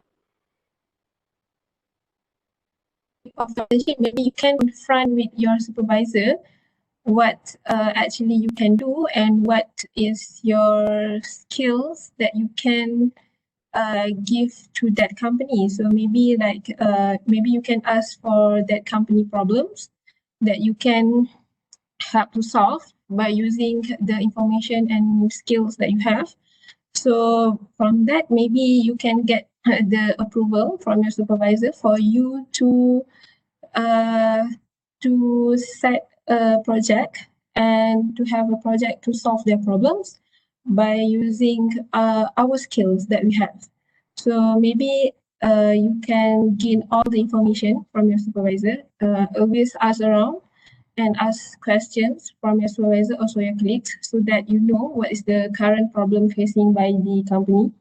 And also there's of course there's a lot of PNC punya data dekat semua company. So if you want to look at all the data, so you basically you need to confront and talk with your supervisors lah kot. I think it is how you can start and gain a lot of information. And let's say if you're going into a retail industry, it is a very different industry that you need to know from A to Z how the retail works, how retail people do their job. So maybe in retail industry, there's a lot of solutions and solution that we can come up, and also they are also facing a lot of problems such as optimization, forecasting and everything. So if you want to contribute something to that company, you really need to confront with that people that you are basically you are selling your skills lah macam, but you need to convince them that you can do that. So jangan macam cakap kosong je lah, but then you need to convince like you really going to work with that project and help them to solve the problem. Thank you. Okay, thank you Ummi for answering the questions. So next questions for Nadia. Some of the company is not our course, which is business mathematics that we were taken. What is the best way to convince the company to accept us? How does quantitative science can be applied in the industry if the interviewer asks, what can a mathematics student do? How should we answer them? Thank you. Okay, when you apply when you apply for internship, okay, I don't really know how they go about it in the HR department, but when you apply for internship, make sure in your application you have to summarize the things that you can actually contribute to the company. What are the skills and the skills that you have, and how do you think that skills can contribute to the company? I think you have that responsibility to highlight that to the potential employer lah, I would say. Because sometimes macam if it goes through the human resource, they might not know because they are the first gatekeeper. Normally, unless the specific company tu dia ada dia punya own macam talent acquisition team lah. But even then, the talent acquisition team is part under the group human resource normally, right? So they might not know like different courses to what they learn and what not. Probably you can highlight some of the apa ni subjects that you learn, and how can you contribute to the company lah. So nak tahu what you can contribute to the company tu, you have to make your own initiative lah. Maybe you can ask your lecturer, or look at the internet, or use your LinkedIn connection to actually get some ideas. Okay, thank you, Nadia. So the next question. Probably you guys can also like macam at the very macam awal-awal ni, even before you start ni, you dah sama-sama within your group tu, you dah have a discussion and come up with like a standardized answer, standardized sort Okay. of format. Sama-sama discuss about it. You don't have to do it alone, right? You can do it together dengan your colleague lah. Okay. Understood. Okay. Questions for Ummi. Do fresh graduates who know more than 3 languages have a good chance of being hired? Okay, this question, yes, it is good for you to have a various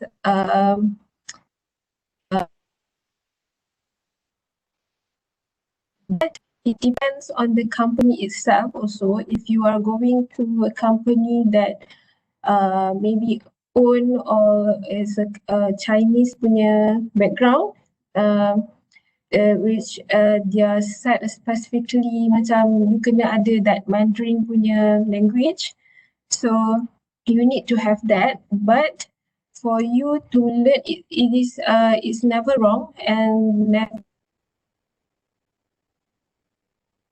a lot of language. It is good for you and you can interact with a lot of people. Like me, when I joined Bank Islam, it doesn't require me to have like Arabic language ke apa, but it is an own knowledge for you to know, because there's a lot of terms Arabic terms used in Islamic banking industry. So if you are working with a lot of different races punya backgrounds, of course, if you're going to deal with like different races people, so you need to have different language punya skills lah. But then I think to have like a very good a good English and Malay is already enough, but it is on your own initiative to have an additional language to provide to make your resume look you as someone yang approachable and someone yang interesting to talk with. Thank you. Okay, thank you. So as the time being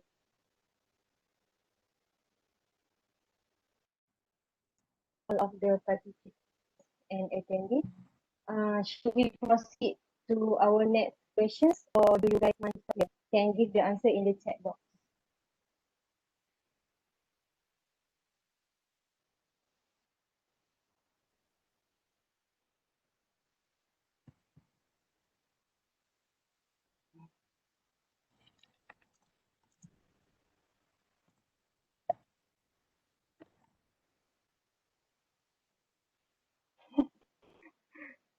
Yeah, no answer in the chat box. So we proceed to the next question for Nadia. Since we are facing on the pandemic COVID-19 global crisis, currently education through several online certificate programs, how should they reflect this on resume? Then for banking sector, what kind of online certificates that we need to take? Okay. Personally, during this COVID, I actually enroll on the online training session on digitalization with Josh Business School, Cambridge. Yeah, and normally a proper certification kan, they will actually give you like the link to the certificate, which you can reflect in your LinkedIn, as well as because it's legit, you can also reflect it in your resume lah. I think that actually could help in the sense that people see that you are actually maximizing your time to learn. In terms of certification in the banking industry, probably if you're looking at entering the banking industry, no harm if you want to try doing the CFA, or you can also try to do the FRM, the Financial Risk Management punya certification. That's a plus point. I think that's the common certification that I see lah nowadays. Yeah, because I think it's short term, so it's doable. Except for CFA, it's 3 years, and it's quite it will bog you down lah, because the syllabus is quite wide and comprehensive. But other certification like FRM semua tu is very short term, and it's doable online. Other than that, other certification like I mentioned earlier, the project management certification, and then if you can do some online training on Python or Tableau, there are certain online training provider that provide you certificate that is acknowledged by the government. That one is also quite useful, and it's not that expensive. I mean, like, even if it's like requires a bit of money, I think if you have that money, you might as well consider it to invest for yourself, you know, because some training they are not covered by my company. I actually use my own money to invest. Yeah, because you can invest on other things, right? I mean, like things like shoes, or I don't know, fashionable items are quite expensive nowadays, and sometimes it's more expensive than the cost of enrolling into online learning. Yeah. Okay, thank you, Nadia, for the answer. So I would like to ask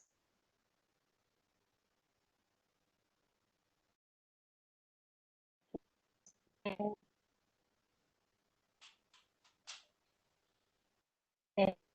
5 or 11 to answer the question.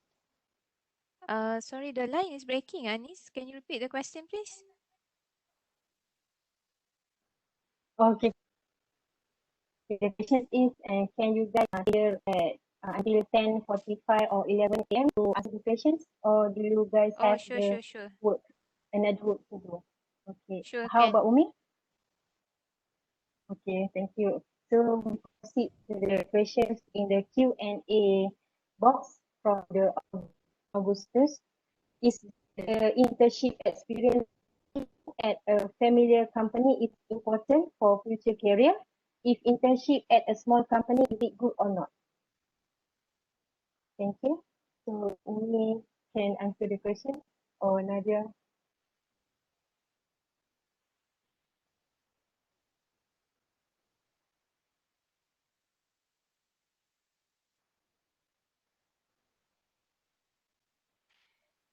Ummi, you're on mute, is it?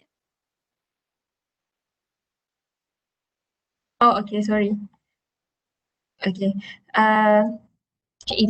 From my opinion, I think that it is good to place yourself at a better and at a stable company and a big company. Small company is tak ada masalah pun, but in fact that you will learn a lot. Like for me myself, I did my internship dekat Alisan punya HQ. It's not macam a big company like banking, like Bank Islam ke apa ke. But I still learn a lot, and I can still um, I can still apply all my skills and knowledge. But if you think that you want yourself like macam better opportunities for you, like once you enter banking, you already know that you have your own target to enter the banking industry. So you should start your career, maybe internship in banking, so you know how the banks actually what actually they are doing. So if not, working with small company, but you need to be choosy in picking company. Jangan macam like main ambil je. You need to know what actually the company are doing. That company buat apa.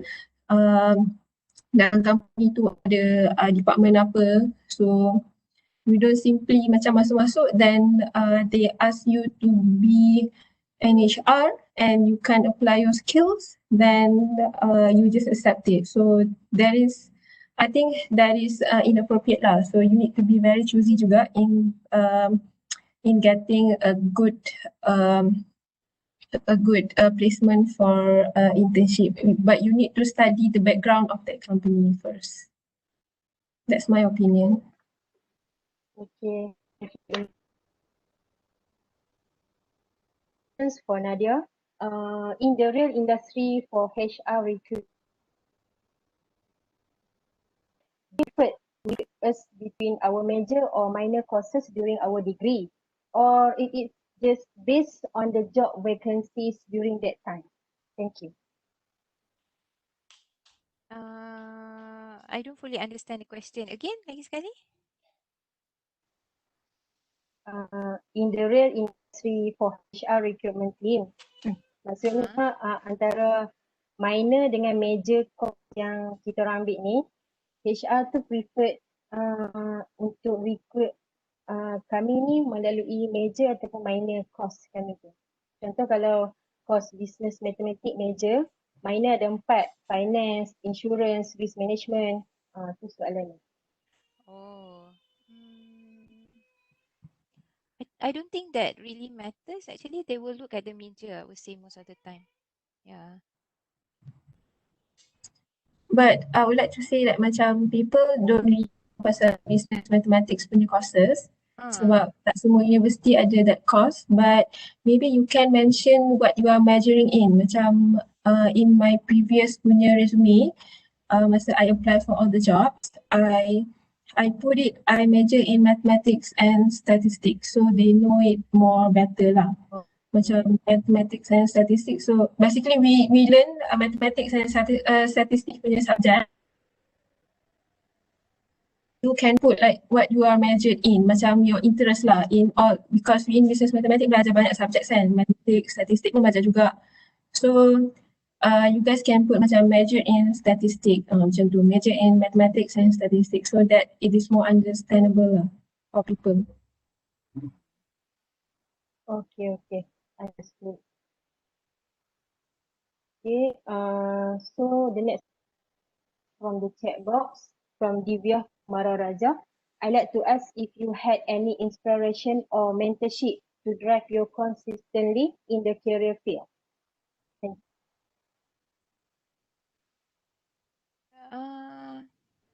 Maybe I can answer that based on my as an experience.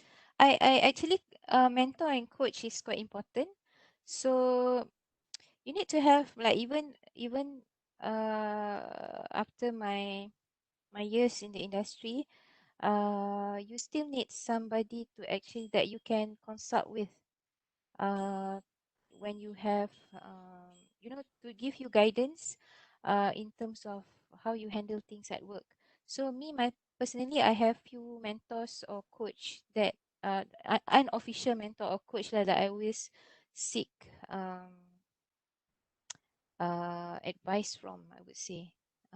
But in some bigger companies, they actually have this coaching program for their management team as well. But they paid the coach lah. But if we don't have that means to pay, then it's through our connection lah. We can actually, in my case, I actually select my coach based on their expertise. For example, I have this coach, Ruslina. She's quite seasoned a person in asset management. I just went to have a chat with her and asked her whether she can actually become my mentor or my coach. So we have a regular discussion, periodic discussion, and then once in a while she will share with me things that articles, good articles, and then when I have problem, I will seek guidance from her. Those kind of things. You need to have somebody that is expert in the industry that can be your coach and mentor. Hence the importance of that networking. But normally when you are like, I mean, Ummi could be answering on in terms of for the ones that just entered the industry lah. Yep.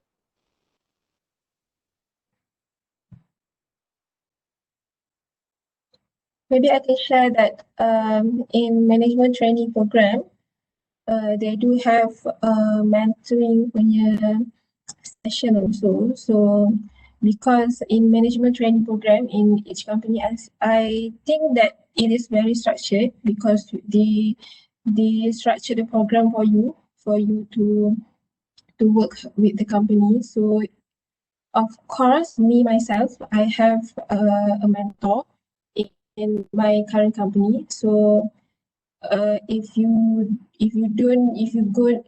don't have the chance to go into a management training program or Pro2J and everything, maybe you can find your own mentor lah. But it is better and advisable to have mentor for you to grow and have a better career path. Okay, thank Thank you. you. So the last two questions. So the questions is, what are the future impact of industry 4.0 technologies on reverse logistics, especially on the post-COVID recovery time?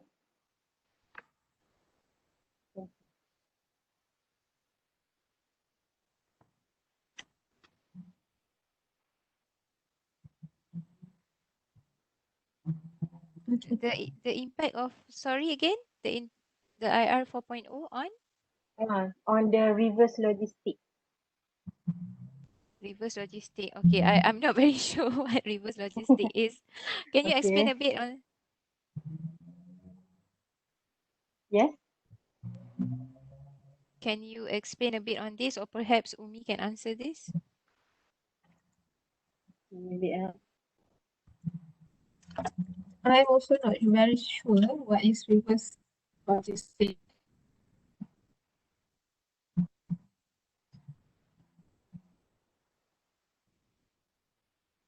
So I can share the meaning, but I'm also don't know what the questions behind this answer. So the reverse logic is the set of activities that is conducted after the sale of a product to recapture value and end the product's life cycle. Maksudnya daripada produk tu dibuat sampailah setiap produk tu. So mereka orang ni nak tahu dia punya future impact ke atas industri 4.0 ni berdasarkan situasi semasa COVID-19.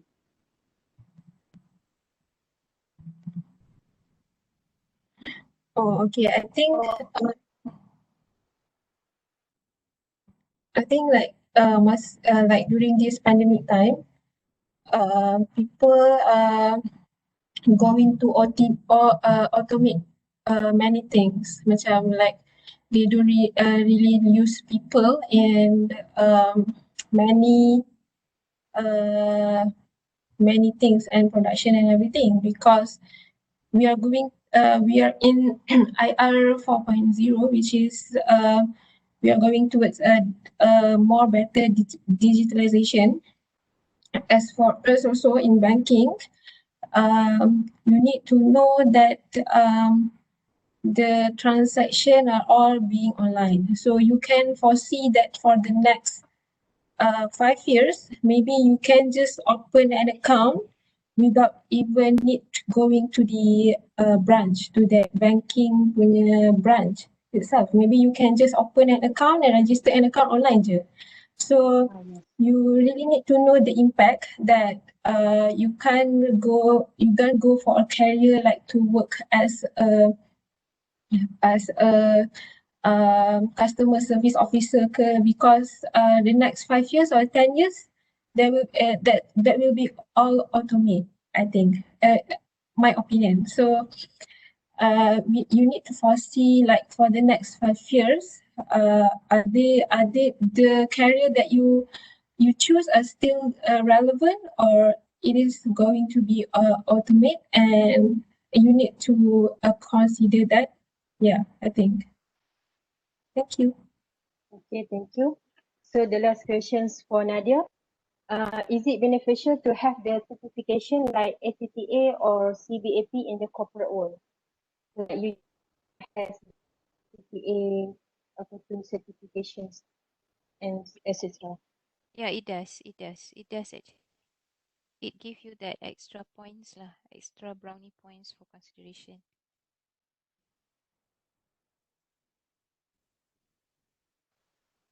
Okay. Doctor? Continue. Okay, thank you very much, Nadia, and also Ummi. Is a very beneficial punya sharing points. And then I also would like to thank all the attendees for a very macam nampak the Q&A nampak banyak. Okay, and also the chat room also quite okay. And then kita ada actually dekat attendee kita ada few lecturer coming in. Dr. Naziha, Dr. Ros Idayuwati and Dr. Saiful. Thank you for joining us as well.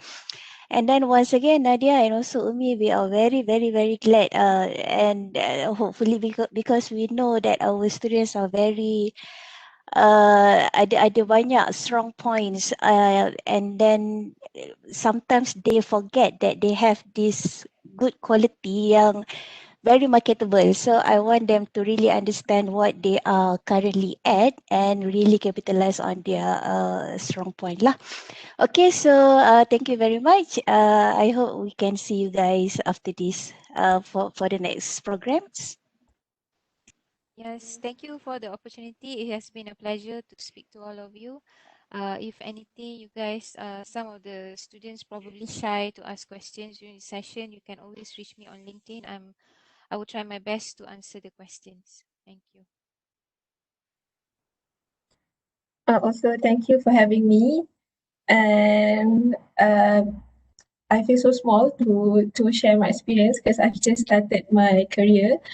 But this is a good platform for me to contribute back to my schools. So thank you, and all the best for all the students. Okay. All right. Let's have a photo session. Doctor, sure. Okay, give me some time to stop the recording first. All right, stop recording. Okay.